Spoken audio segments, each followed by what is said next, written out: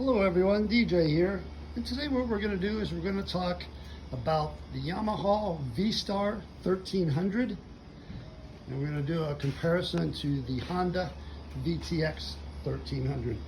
I have owned both bikes simultaneously at one point. I've recently sold the VTX after having it for 4 years and putting on about 28,000 miles on it. And I kept the Yamaha, which is 2 years newer and has a bunch less miles on it. Now what you're seeing right now is the Yamaha 1300. There's a good view of it. If you compare the two, they're both similar in weight and size, although I think the Yamaha handles a little lighter than the Honda. The Honda seems to be a little heavier, which if you're on the highway is fine, but if you're going through the twisties or you're doing slow turns through town, then this bike seems to handle better. Now, I did not look up the specs. I don't know which bike is heavier or which bike has more torque or which bike is more horsepower. I'm just going strictly on feel, and this bike certainly feels lighter than the Honda did. This bike is much smoother at slower speeds and seems to handle better. Once you get above, say, 40 miles an hour, then it's all about the same. The suspension on this bike is also a little better than on the VTX, and I even upgraded the VTX suspension. I put progressive shocks on. And as far as I know, this is just factory suspension here on the Yamaha. Things I like about the Yamaha, I like this color. I like the 2-in-1 muffler, 2-in-1 exhaust. That's an aftermarket Cobra exhaust. I like that. I like the backrest. And for a stock seat, this seat right here is pretty comfortable, more comfortable than a Honda seat was stock. Later upgraded it to a Mustang seat. What I like about this bike more than the Honda bike, the Honda VTX 1300, is this bike has fuel injection. No carburetor to mess with. You just get on it, start it up, and it rides. What I don't like about this, and maybe this is just because I put a windshield bag here, is where the key is located. It's kind of like in the front here. If this bag wasn't on here, then I suppose it would be just fine. Both bikes will get up and go pretty good on the highway, even 2 up. You look down and you're going 80 miles an hour and without any problems on either bike. One thing that I kind of don't like about this bike is I like the Honda a little bit better, is the size of this windshield. This windshield is massively high on this Yamaha. And I think they make different size windshields, and I'm 6'2", 6'2.5", and I have to, I can slouch a little, but I have to pretty much,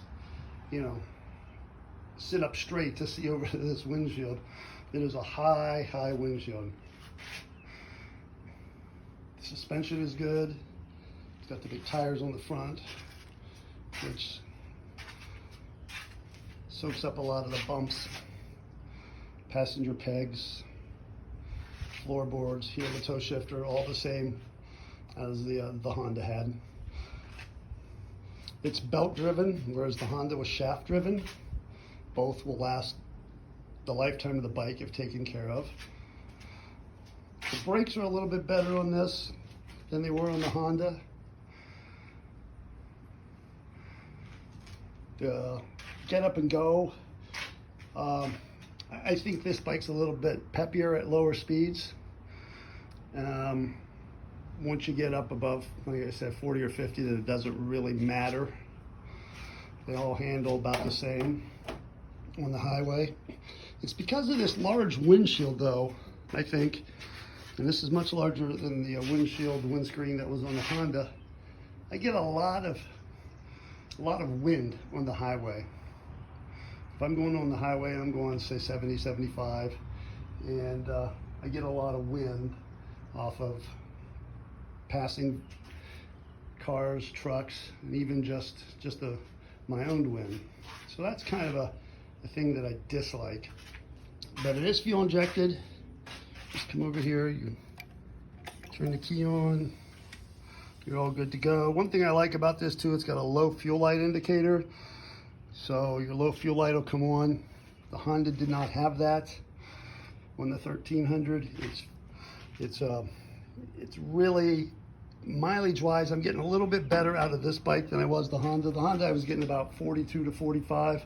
I'm getting roughly about 47 to 49 out of this bike, depending on, of course, if I'm riding 2-up or if I'm just doing highway riding or what the roads are. And I don't get on the throttle heavy. I don't really crack that throttle. Some people, say they ride their bike like they stole it and they're getting 140 miles to the tank. That might be why. But it's all about, what you prefer. I prefer to get 200 miles or more out of a tank of gas, which is what I was getting on my 1300 Honda, and I'm getting over that here on the Yamaha. So let's give her a start.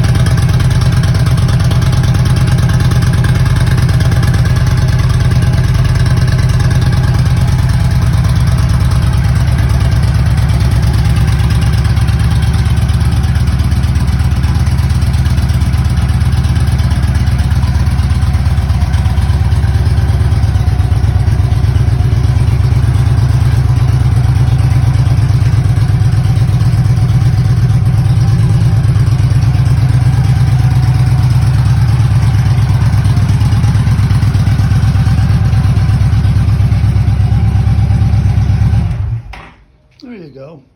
And that pop you heard at the beginning was not the bike. It was not backfiring. I had my glasses laying on the backrest and they fell off and landed there on the floor.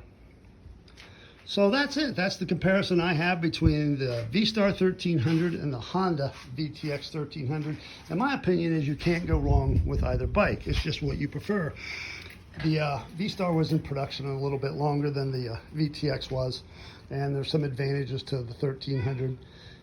You have to get the 1800 VTX to get the fuel injection and to get the low fuel light indicator. That does not come with the Honda VTX. But overall, both are very good bikes. All right, well, until next time, everybody stay safe and